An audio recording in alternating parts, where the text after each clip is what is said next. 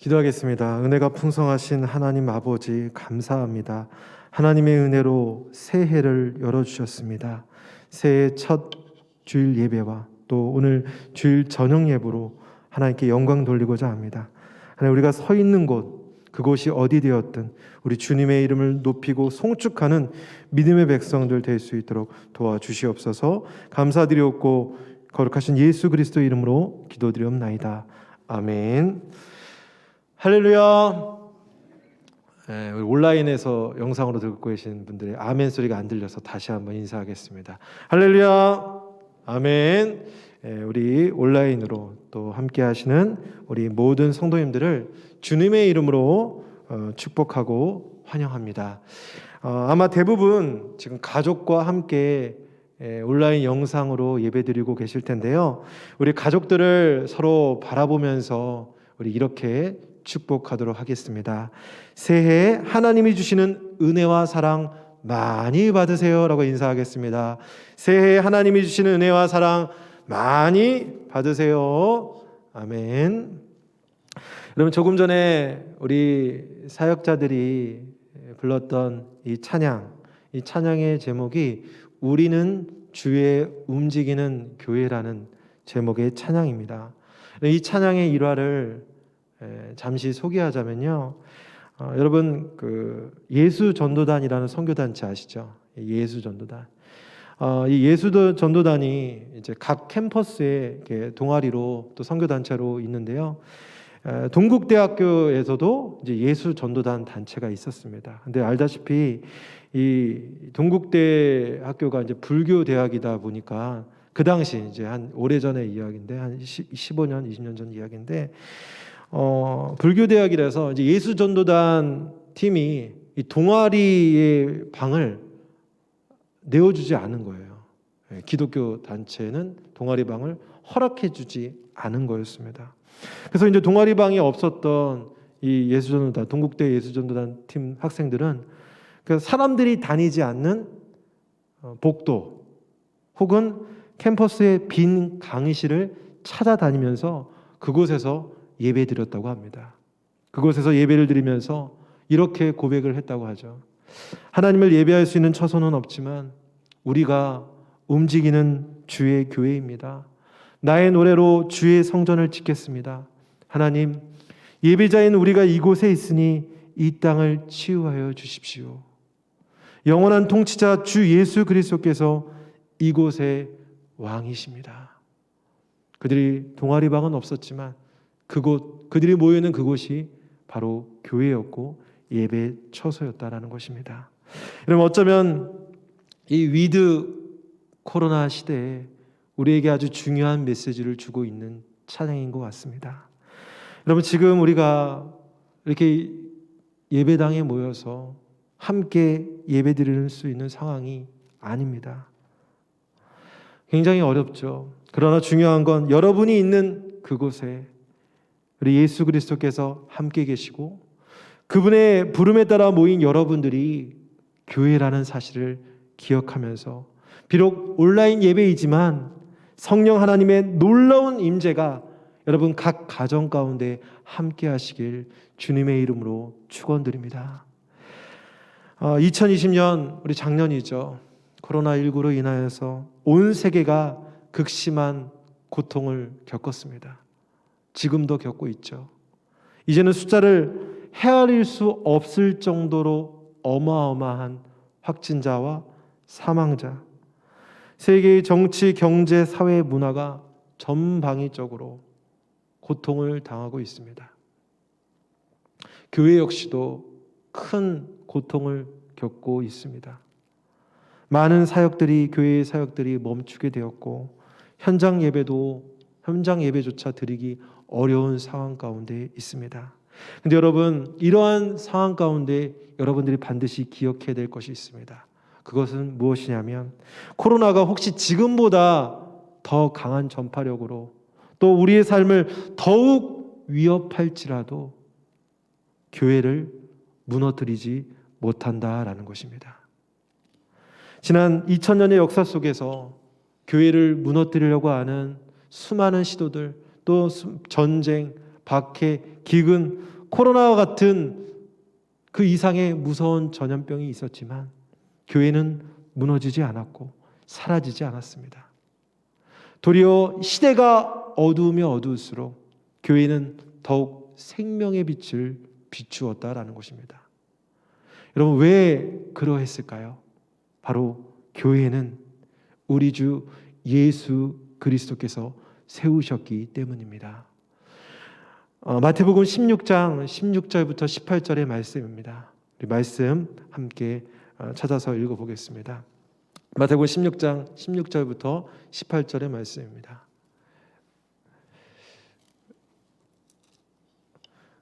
제가 읽어보도록 하겠습니다. 시몬 베드로가 대답하여 이르되 주는 그리스도시요 살아계신 하나님의 아들이시니이다. 예수께서 대답하여 이르시되 바요나 시몬아 내가 복이 있도다. 이를 내게 알게 한 이는 혈육이 아니요 하늘에 계신 내 아버지시니라. 또 내가 내게 이르노니 너는 베드로라. 내가 이 반석 위에 내 교회를 세우리니 음부의 권세가 이기지 못하리라. 아멘.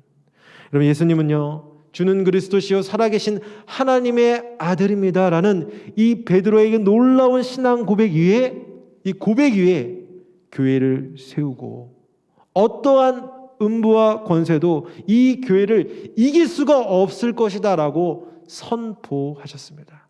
우리 주님께서 말씀하셨습니다. 여러분, 그렇습니다. 교회는 인간의 지혜와 철학과 또 기술로 지어진 것이 아닙니다. 주님께서 세우셨습니다. 그래서 그 어떤 어려움과 대적이 있다 할지라도, 또 코로나가 아무리 우리 교회를 위협한다 할지라도 주님이 세우신 교회는 반드시 이긴다라는 이 사실을 믿으며 나아가시길 축원합니다. 저는 이 위드 코로나 시대에 우리 모두가 다시 한번 교회, 이 교회가 무엇인지, 교회의 역할이 무엇이고 교회의 책임이 무엇인지, 이 교회에 대한 본질로 다시 돌아가야 된다는 생각을 갖게 되었습니다. 그래서 오늘 사도행전 1장 1절부터 11절의 이 말씀을 우리가 함께 나누면서 이 교회의 본질, 교회의 책임, 교회의 사명이 무엇인지를 함께 나누어 보도록 하겠습니다. 먼저 사도행전 1장 1절은 이렇게 시작합니다. 우리 1장 1절의 말씀 한번 읽어보겠습니다. 데오빌로여 내가 먼저 쓴 글에는 무릇 예수께서 행하시며 가르치시기를 시작하심부터. 아멘. 여러분, 이 사도행전은 누가 기록했습니까? 제 질문에 답이 있습니다. 누가 기록했죠? 누가가 기록했습니다. 아마 잘 아실 겁니다. 의사이자 역사적 지식이 탁월했던 이 누가는 데오빌로라고 칭하는 이 한 사람에게 사도행전을 기록하여 전하게 됩니다. 근데 오늘 본문 1절을 보면 이 데오빌로를 향해 이렇게 얘기합니다. 데오빌로여 내가 먼저 쓴 글에는 이라고 말하고 있습니다. 내가 먼저 쓴 글에는 이라는 표현이 나옵니다. 즉 사도행전 이전에 이 누가가 기록했던 책이 있다라는 것이죠. 그 책은 무엇입니까? 바로 누가가 기록한 복음서 누가복음입니다. 누가복음의 첫 시작 1장 1절부터 4절에는 이러한 말씀이 있습니다. 우리 누가복음 1장 1절부터 4절의 말씀, 우리 말씀 띄워주니까 우리 말씀 보시고 읽으시면 될 것 같습니다. 우리 중에 이루어진 사실에 대하여 처음부터 목격자와 말씀에 일꾼된 자들이 전하여 준 그대로 내력을 저술하려고 붓을 든 사람이 많은지라 그 모든 일을 근원부터 자세히 미루어 살핀 나도 데오빌로 각하에게 차례대로 써보내는 것이 좋은 줄 알았노니 이는 각하가 알고 있는 바를 더 확실하게 하려 함이로라. 아멘. 누가는 자신이 기록한 이 누가복음 서두에서도 사도행전과 똑같이 데오빌로라는 사람에게, 여기서는 누가복음에서는 데오빌로 각하에게 복음 되시는 예수 그리스도를 확실히 그리고 정확하게 전하려는 목적으로 기록했다라고 말하고 있습니다. 특별히 이 데오빌로 각하라는 이 표현 속에서 우리는 두 가지의 뜻을 알 수 있는데요. 하나는 무엇이냐? 이 각하라는 칭호를 통해서 이 데오빌로가 로마의 고위 관리였다라는 사실을 우리가 알 수 있습니다. 고위 관리였기 때문에 각하라는 말을 쓴 것이죠. 또 이 데오빌로라는 이름, 그 이름 자체에서 신앙인이다라는 사실을 우리는 알 수 있습니다. 왜 그러냐면 이 데오빌로가 이 헬라어로 데오필로라고 하는데 이 헬라어 두 단어가 결합된 뜻입니다. 그래서 하나님을 뜻하는 데오스, 그리고 사랑을 뜻하는 필로스. 그래서 데오필로, 즉 하나님께 사랑받는 자라는 뜻을 갖고 있다라는 것이죠. 그래서 이 데오빌로의 이름과 그 이름의 뜻과 그리고 각하라는 호칭을 통해서 그는 로마 고위 관리직이면서 이제 막 예수를 믿었던 초신자였다라는 사실을 우리는 알 수 있다라는 것입니다. 그런데 여러분, 오늘 본문 사도행전 1장 1절에 보면은 이 데오빌로를 부르는데 각하라는 말이 빠져 있습니다. 1절의 말씀 다시 보면 데오빌로여 내가 먼저 쓴 글에는 이라고 말하고 있습니다. 예. 누가복음에서는 분명히 데오빌로 각하라는 표현을 분명하게 쓰고 있는데 1장 1절에서는 데오빌로여라고 친근하게 그의 이름만 부르고 있다라는 것입니다. 그러면 이것은 이제 데오빌로의 신앙이 이 짧은 시간 성장하여서 이제 예수 그리스도 안에서 한 공동체 안에 속한 형제가 되었음을 우리에게 알려주고 있는 것입니다. 여러분, 그렇습니다. 그리스도 안에 있다라면, 그리스도 안에 있는 사람이라면 세상의 직위와 혹은 위치와 상관없이 우리 모두는 동등한 형제요, 동등한 자매다라는 사실을 우리에게 알려주고 있다라는 것입니다. 그리고 또한 이 누가복음과 사도행전의 수신자가 이 데오빌로라는 한 인물에 있다라는 사실을 통해서 누가복음과 사도행전이 한 권의 책이었다라는 사실을 또 우리는 알 수 있습니다. 여러분, 당시 고대 사회에서는 출판 기술이 오늘날처럼 발달하지 않았습니다. 그래서 한 권 안에 많은 내용을 담아낼 수 없었기 때문에 이렇게 나누어서 누가복음 자르고 그리고 사도행전을 나누고, 그러니까 소위 얘기하자면 누가복음은 상권, 사도행전은 하권, 이렇게 상하로 나누어서 출판했다라는 것이죠. 그래서 이제 누가복음의 속편인 사도행전, 지금 사도행전 1장 1절부터 11절의 말씀을 시작하면서 데오빌로와 그리고 오늘날 우리 모든 성도들에게 예수 그리스도, 이 예수 그리스도에 관한 모든 것들을 함축하여 말씀으로 우리에게 알려주고 있다라는 것입니다. 여러분, 한번 살펴볼까요? 제가 말하는 말씀의 본문을 이제 보시면서 어떻게 예수 그리스도의 전부를 설명하고 있는지를 한번 살펴보도록 하겠습니다. 1절을 보면 1절 예수께서 이제 말씀에 보면 예수께서 행하시며 가르치시기를 시작하신부터라는 말이 있습니다. 즉 예수님의 공생의 사역을 지금 말하고 있는 거고요. 또 3절에 보면 그가 고난받으신 후에라는 표현이 있습니다. 그가 고난받으신 후에라는 표현이 있습니다. 그게 무엇입니까? 바로 예수님의 십자가의 사건을 이야기하고 있고, 또 3절 중간에 보면 친히 살아계심을 나타내사라는 말을 하고 있습니다. 바로 무엇을 얘기하는 겁니까? 예수 그리스도의 부활 사건을 말합니다. 또 그리고 9절에 보면 9절에 그들이 보는데 올려져 가시니 예수님의 승천을 말하고 있고요. 그리고 이제 마지막 절 11절에 보면 끝에 보면 이 예수는 하늘로 가심을 본 그대로 오시리라. 바로 무엇을 말하고 있습니까? 예수님의 승천을 말하고 있습니다. 즉 예수님의 고난, 예수님의 사역, 전체적인 사역, 그리고 고난, 십자가, 부활, 승천, 재림, 이 모든 것들을 바로 1장 1절부터 11절 안에 담고 있다라는 것입니다. 그렇다면 왜 이 누가는 사도행전을 시작하면서 예수에 관한 모든 것들을 말씀하고 있었을까요? 바로 신약 교회의 탄생이 예수 그리스도, 그분으로 시작되고 그분으로 통하여 이루어지기 때문에 바로 예수 그리스도를 설명하고 있는 것입니다. 여러분, 예수 그리스도 없이는 교회는 존재할 수 없습니다. 여러분, 예수 그리스도가 교회의 주인이시고 예수 그리스도가 교회의 머리이십니다.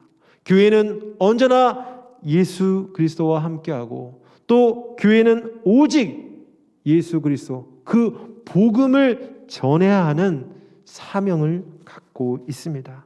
바로 이러한 사실을 알려주기 위해서 누가는 의도적으로 예수 그리스도께서 우리를 구원하기 위해 이루신 일들을 함축적으로 먼저 기록해서 우리에게 알려주고 있는 것입니다. 자, 그러면 이렇게 부활하시고 승천하신 예수님께서 오늘 본문을 통해서 우리에게 강조하고 있는 것은 무엇입니까? 저는 두 가지로 말씀 전하고 싶습니다. 첫 번째는 하나님의 나라라는 것입니다. 우리가 부활하시고 승천하신 예수님께서 우리에게 말씀하여 주고 싶은 첫 번째는 하나님의 나라였습니다. 3절의 말씀을 다시 한번 보면 그가 고난받으신 후에 또한 그들에게 확실한 많은 증거로 친히 살아계심을 나타내사 40일 동안 그들에게 보이시며 하나님 나라의 일을 말씀하시니라 하고 있습니다. 여러분, 부활하신 예수님은 40일 동안 그들에게, 즉 제자들에게 하나님 나라의 일들을 상세하게 말씀해 주셨습니다. 여러분, 이제 곧 승천하게 되신 예수님, 여러분, 그 승천하신 예수님에게 40이라는 시간은 굉장히 짧은 시간이잖아요. 어떻게 보면 하루하루가 얼마나 소중한 날입니까? 그런데 그 날들을 오로지 무엇을 위해 쓰셨습니까? 하나님의 나라를 가르치는 일에 그 시간을 사용했다라는 것이에요. 하나님 나라에 초점을 두었다라는 것입니다. 여러분, 예수님은 그 이전 공생의 사역 기간에도 그분께서 선포하신 메시지의 핵심은 바로 하나님의 나라였습니다. 그래서 공생의 사역을 시작하면서 예수님께서 선포하신 말씀, 처음으로 선포하신 말씀이 무엇입니까? 회개하라, 천국이 가까이 왔느니라. 천국, 즉 하나님의 나라가 가까이 왔다라고 선언했다라는 것입니다. 여러분, 하나님의 나라는요, 예수 그리스도께서 이 땅에 오심으로 말미암아 도래했습니다. 예수님이 오심으로 하나님의 나라가 시작이 되었다라는 것입니다. 그래서 예수 그리스도가 머무는 곳, 그리고 그분의 통치를 받는 곳은 어디가 되었든 그분의 통치를 받으면 그곳은 무엇이 됩니까? 하나님의 나라가 되는 것입니다. 바로 우리 예수님께서는 이 하나님의 나라를 제자들에게 공생의 기간 동안 3년의 기간 동안 부지런히 가르쳐 주셨고 또 부활하신 이후에도 제자들에게 이 소중한 이 40일의 시간 동안 오로지 하나님의 나라만을 가르치셨다라는 것입니다. 누가는 바로 이러한 예수 그리스도의 그 뜻, 하나님 나라의 중요성의 그 뜻을 이해하고 사도행전 전체의 시작과 끝을 하나님의 나라로 연결지어서 말씀하고 있다라는 것입니다. 그래서 여러분, 오늘 1장 3절에 보면 다시 한번 읽어보면 그가 고난받으신 후에 또한 그들에게 확실한 많은 증거로 친히 살아계심을 나타내사 40일 동안 그들에게 보이시며 하나님 나라의 일을 말씀했다라고 하고 있습니다. 그러니까 하나님의 나라로 시작이 되죠. 그리고 사도행전 마지막 절인 28장 30절과 31절에는 또 이렇게 말씀하고 있습니다. 사도행전 28장 30절과 31절을 또 읽어보겠습니다. 바울이 온 이태를 자기 셋집에 머물면서 자기에게 오는 사람을 다 영접하고 하나님의 나라를 전파하며 주 예수 그리스도에 관한 모든 것을 담대하게 거침없이 가르치더라. 아멘. 여러분, 사도행전 1장을 시작하면서 예수님께서는 하나님의 나라의 일을 말씀하셨고 또 사도행전 28장 그 끝에 가서는 하나님의 나라가 거침없이 담대하게 전파되고 있음을 기록하고 있습니다. 여러분, 이처럼 예수님은요, 바로 제자들과 그리고 바로 우리들에게 우리의 관심이 바로 하나님의 나라에 관심을 갖고 하나님의 나라를 위해서 살기를 간절히 원하시는 그런 마음으로 하나님의 나라를 말씀하셨다라는 것이죠. 그런데 이렇게 하나님의 나라를 말씀했지만 제자들과 그리고 우리의 관심은 어디에 있었습니까? 여러분, 예수님은 하나님의 나라에 대해 말씀했지만 제자들은요, 이 땅에만 관심을 두고 있었습니다. 6절의 말씀입니다. 사도행전 1장 6절에 보면 이렇게 말씀하고 있습니다. 그들이 모였을 때 예수께 여쭈어 이르되 주께서 이스라엘 나라를 회복하심이 이때이니까 하니 라고 말하고 있습니다. 여기 여쭈어라는 표현, 이 원문을 그대로 직역하여 설명하면 그들은 그에게 계속하여 물었다 입니다. 그들은 계속해서 물었다. 그러니까 쉽게 얘기해서 제자들이 성가실 정도로 예수님에게 자꾸 반복적인 질문을 했다라는 거예요. 계속해서. 무엇을 얘기했을까요? 예수님께서 이스라엘 나라를 이제 회복하시는 겁니까? 바로 그때가 왔습니까? 예수님은 분명히 하나님의 나라를 이야기했지만 그들은 이 땅의 나라로 해석하고 있다라는 것입니다. 아, 예수님께서 이제 이렇게 부활도 했겠다. 거기다가 지금 이 나라를 얘기하고 계시는 거 보니까 거사를 일으키시나 보다. 이제 우리 민족이, 이 이스라엘의 민족이 로마의 정치적 속박에서 벗어나 자유를 누리고 예수님을 통해서 모든 나라를 정복하겠구나. 그러면 우리도 예수님 옆에서 한 자리 꿰찰 수 있겠지. 여러분, 이것이 제자들의 생각이었고 제자들의 마음이었습니다. 여러분, 이들은 아까도 계속해서 반복해서 얘기했지만 3년간 예수님께 직접 교육을 받았습니다. 말씀도 배우고 현장 실습도 했습니다. 또 부활한 후에, 예수님의 부활 후에 40일 동안 예수님께서 계시면서 하나님의 나라에 대해서 총정리, 복습까지 해줬다는 거예요. 그리고 지금 현재 사도행전 1장 예수님의 승천 직전에도 예수님은 무엇을 말씀했어요? 하나님의 나라에 대해서 말씀했지만 이 제자들은요, 정말 고집스러울 정도로 땅의 문제에서 벗어나지 못했다라는 것입니다. 여러분, 여기에서 우리에게 주는 메시지가 있습니다. 교회이자 동시에 성도인 여러분, 우리들의 관심은 어디에 있습니까? 이전에 어떤 분의 이야기를 들었습니다. 어떤 이야기냐면 진짜 자신이 큰 마음을 먹고 이 아파트를 투자했는데 이 아파트 값이 떨어진 거예요. 떨어져서 너무 속상해서 밤새 펑펑 울었다라는 거예요. 너무 속상해서. 또 간혹 또 정치 이야기에 목숨을 거는 분들을 종종 보게 됩니다. 정치 얘기하면 막 무서워요, 무서워 정말. 물론 맞습니다. 잘못된 것 고쳐져야 되죠. 바꿔야 되죠. 변화되어야 되죠. 그런데 정작 하나님 나라에 대해서는 목숨을 걸 만큼 관심을 갖고 있는가? 이러한 생각을 갖게 됩니다.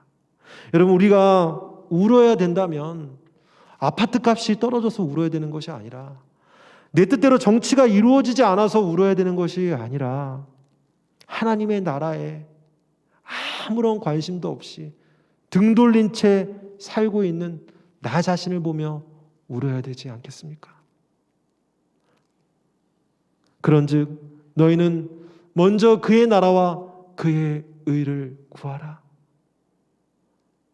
우리 주님의 말씀처럼 하나님의 나라가 우리 교회와 우리 사랑하는 성도님의 삶의 가장 우선된 관심이요, 또 이 하나님 나라를 위해 살아가고 이 하나님의 나라의 확장을 위해 우리의 삶을 내어던지는 우리 믿음의 백성들 되시길 축복합니다.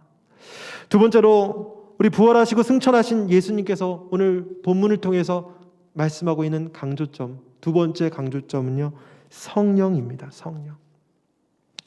오늘 4절의 말씀을 보면 예수님은 제자들에게 예루살렘을 떠나지 말고 아버지께서 약속하신 것을 기다리라고 말씀하고 계십니다.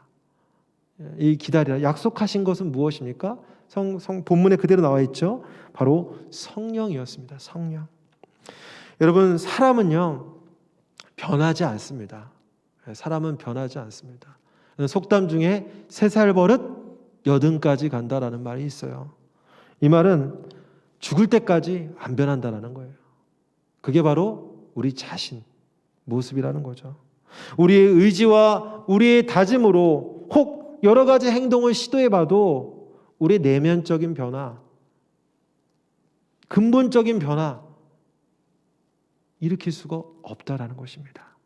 여러분, 제자들을 보십시오. 예수님께 얼마나 많은 것들을 듣고 보고 배우고 경험했습니까? 그러나 그들은 여전히 무력했고 여전히 변화되지 않았고 여전히 부족한 모습을 보게 됩니다.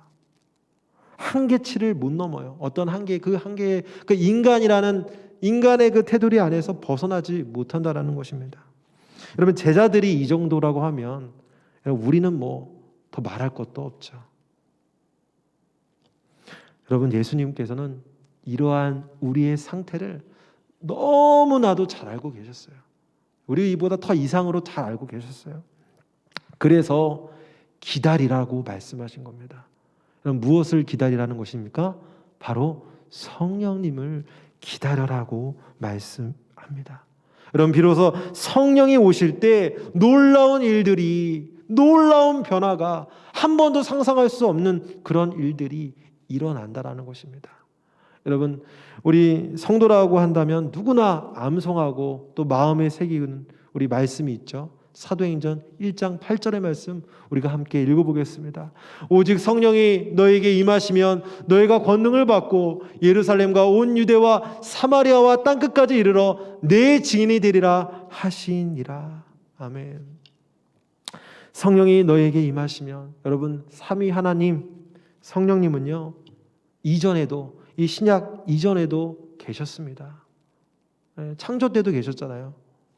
그러나 아주 일시적으로 또 소수에게만 특별하게 역사하셨습니다. 그러나 이제 주님이 약속하신 성령은요, 우리 성도들, 예수 안에 있는 성도들을 떠나지 않고 그들을 주관하고 신앙을 지키고 보호하고 위로하고 복음의 확신을 주시고 천국에 이를 때까지 우리를 지키고 보호하시는, 또 함께 하시는 바로 보혜사 성령 하나님이시다라는 겁니다. 여러분, 성령이, 이러한 성령님이 우리 가운데 임할 때 어떤 일이 일어나느냐? 바로 권능의 일들이 일어난다는 것입니다. 여러분, 권능은 영어 성경으로 보니까 파워로만 되어 있더라고요. 파워, 힘, 능력. 근데 여러분, 헬러 원문으로는 듀나미스, 아마 많이 들어봤을 겁니다. 듀나미스. 이 듀나미스는 이 다이너마이트라는 말의 어원과 또 다이나믹하다라는 그 뜻과 통한다라는 이야기를 들었습니다. 즉, 성령은, 여러분, 다이너마이트 아시죠? 폭탄이잖아요. 이 다이너마이트와 같은 엄청난 폭발력과 역동성을 갖고 우리를 변화시킨다는 겁니다. 여러분, 그 성령의 권능을 보여주는 그 자체가 무엇이냐면 사도행전입니다. 사도들을 통하여 복음을 갖고 있는 그들이, 성령을 받은 그들이 어떠한 일이 일어나느냐.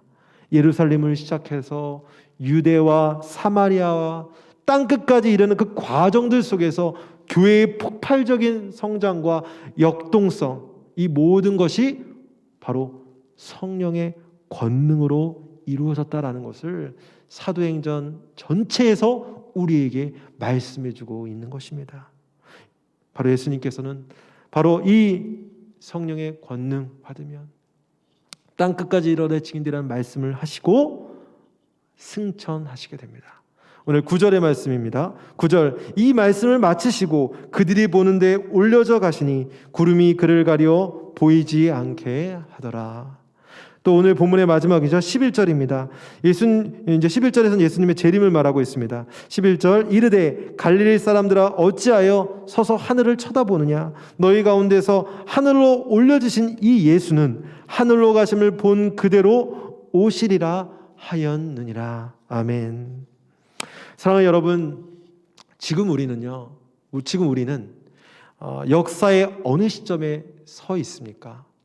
바로 예수님의 승천과 재림 사이에 그 간격, 그 어느 시점에 우리가 서 있다라는 것입니다. 여러분, 승천과 재림의 이 간격 속에서 우리에게 남겨진 과제가 있습니다. 더 정확하게는 사명이 있다라는 것이죠. 그 사명은 성령의 권능을 받은 우리가 예수의 증인이 되어 땅 끝까지 복음을 전하는 것, 이것이 바로 우리의 사명이다라는 것입니다. 특별히 예수의 증인이라고 얘기했는데, 이 증인이라는 말은 이제 마르티스라고 얘기하는데, 이게 법적 용어입니다. 자신이 법정에서 어떤 보고 들은 어떤 일들의 어떤 사건에 대해서 보고 들은 바를 그대로 전하는 사람을 이제 증인이라고 말을 합니다. 근데 성경에서는요, 이 마르티스, 이 증인이라는 단어를 단순히 법정 용어로서만 사용하는 것이 아니라 순교자를 지칭할 때도 이 마르티스, 증인이라는 말을 사용했다라는 것입니다. 두 개의 본문을 보겠는데요. 먼저 사도행전 22장 20절입니다. 사도행전 22장 20절. 또 주의 증인 스데반이 피를 흘릴 때 내가 곁에 서서 찬송하고 그 죽이는 사람들의 옷을 지킨 줄 그들도 아나이다. 지금 사도 바울의 신앙적 고백인데, 신앙적 간증인데, 자신이 그 주의 증인 스데반이 피를 흘릴 때 자신이 있었다라는 거죠. 근데 여기서 말하고 있는 주의 증인이라고 말할 때 무엇일까요? 마르티스, 순교자로 해석하고 있다라는 것입니다. 또 요한계시록 17장 6절입니다. 17장 6절에 또 내가 보매 이 여자가 성도들의 피와 예수의 증인들의 피에 취한지라 내가 그 여자를 보고 놀랍게 여기고 크게 놀랍게 여기니. 이 말씀에서도 예수의 증인이 나오죠. 바로 이 증인 역시 순교자의 피, 즉 헬라어 마르티스라고 표현되고 있다라는 것입니다. 즉 여러분, 성경에서는 이처럼 증인이라는 말을 단순히 예수님에 대해서 입으로 증거하는 정도의 수준만 이야기하는 것이 아니라 자신의 삶과 생명을 다해, 다시 말하면 순교적 각오로 예수를 증거하는 사람이 바로 증인이었다라는 것입니다. 실제로 하나님의 나라와 교회가 확장되고 성장할 수 있었던 것은 죽음을 불사할 만큼 복음을 절대적으로 신뢰하고 복음을 위해 살고 복음을 사랑했던 그 증인들의 전적인 희생과 헌신을 통해서 교회가 확장될 수 있었다라는 것입니다. 여러분, 요한복음 12장 24절의 말씀입니다. 우리가 너무나도 잘 알고 있는 말씀인데요. 우리 요한복음 12장 24절의 말씀 우리 같이 한번 읽어보겠습니다. 내가 진실로 진실로 너희에게 이르노니 한 알의 밀이 땅에 떨어져 죽지 아니하면 한 알 그대로 있고 죽으면 많은 열매를 맺느니라. 아멘. 이것이 바로 증인된 성도의 삶이다라는 것입니다. 한 알 그대로 있고 죽으면 많은 열매를 맺느니라. 여러분, 어떻습니까? 어렵게 느껴지죠? 두렵지 않습니까? 여러분, 내가 해야 한다고 생각하니까 두렵고 어렵게 느껴지는 겁니다. 여러분, 내가 하는 것이 아닙니다. 누가 할까요? 바로 우리 안에 계신 예수의 영, 성령께서 그분의 권능으로 말미암아 행한다라는 것입니다.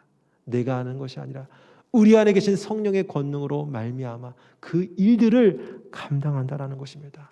여러분, 이 사도 베드로의 변화의 분기점이 어디였습니까?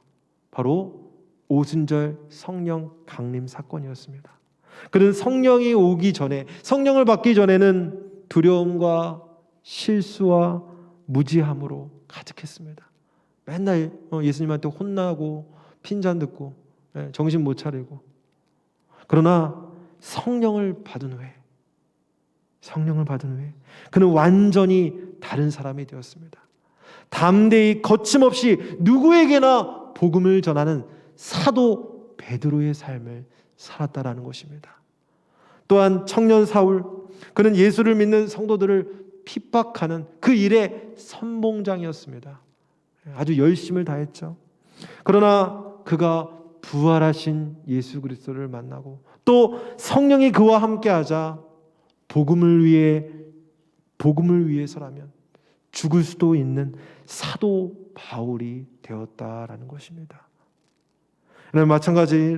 마찬가지로 오늘 우리 역시도 사도 바울처럼, 그리고 사도 베드로와 같이 그들이 받았던 성령을, 또 그 초대교회 성도들이 받았던 그 성령을 똑같이 받았다라는 거예요. 다른 성령이 아닙니다. 같은 성령이다라는 것입니다. 그러한 성령께서 우리를 증인으로, 마르티스로, 주의 복음을 땅끝까지 전하는 위대한 사명자로 불러주셨다라는 것입니다. 여러분, 이 사명을 언제까지 감당해야 되겠습니까? 바로 주님이 다시 오시는 날까지, 재림까지. 마라나타, 아멘 주 예수여 오시옵소서. 여러분, 주님의 다시 오심, 정말 재림신앙을 준비하는 교회와 성도의 모습은 무엇일까요? 극단적 시한부 종말론자들처럼 몇 날 몇 시에 예수님이 재림한다라는 때에만 관심을 갖고 집 팔고 땅 팔고 교회에 모여서, 그죠? 가만히 있는 거, 그것이 재림을 준비하는 것이 아닙니다. 바로 복음의 사명을, 증인된 사명을 매일같이 그 일들을 감당하는 교회가 바로 주님의 재림을 소망하며 기다리는 참된 교회의 모습이다라는 것입니다. 여러분, 이 시대의 교회 회복에 대해서 참 많은 말들을 합니다. 교회가 회복되어야 된다, 회복되어야 된다. 그 말의 핵심은 무엇일까요? 복음입니다. 복음으로 돌아가라. 예수의 그 순수한 복음을 성령의 권능으로 말미암아 복음을 증거하고 그것을 담대하게 전하는 것, 그것이 바로 교회답게, 그것이 바로 성도답게 살아가는 것입니다. 여러분, 2021년 새해가 밝았습니다. 교회인 우리는 어떻게 살아가야겠습니까? 바로 우리 주님께서 계속해서 말씀하신 것처럼, 가르치셨던 것처럼 하나님의 나라, 그 나라와 그의 의를 모든 삶 속에서 먼저 구하고 그 나라를 위해서 살아가는 믿음의 손들 되시길 바랍니다. 또한 주님께서 승천하시면서 우리 모두에게 보내주신 성령, 그분의 권능을 받아 예수의 증인으로서 주의 복음을, 이 주의 복음을 위해 코로나 시대에도 멈추지 말고 땅끝까지 거침없이 담대하게 전하는 사명을 감당하는 믿음의 손을 되시길 주님의 이름으로 축원합니다. 아멘. 기도하겠습니다. 우리 이 시간 함께 기도하실 때 오늘 말씀을 기억하며 함께 기도했으면 좋겠습니다. 주님, 그렇습니다. 주님께서 이 땅에 함께 하시면서 우리에게 주신 메시지가 무엇입니까? 바로 하나님의 나라였습니다. 하나님의 나라를 위해 살고 그 나라를 구하고 나라를 위해 살아가고 나라의 확장과 나라의 그 위를 위해서 살아가는 것, 그것이 우리에게 말씀하신 주님의 사명이었습니다. 그리고 성령입니다. 성령님이 우리와 함께 할 때 그 권능으로 땅끝까지 주의 복음을 전하는 그 사명자로의 삶을 살아가는 것, 그것이 바로 교회의 참된 모습입니다. 하나님, 바로 우리가 하나님의 나라를 위하여 그리고 성령을 받아 땅끝까지 주의 복음을 증거하는 증인으로서의 삶, 마르티스의 삶을 살아갈 수 있는 귀한 믿음의 손들 될 수 있게 해달라고 우리 이 시간 다 같이 합심으로 기도하도록 하겠습니다. 함께 기도하겠습니다.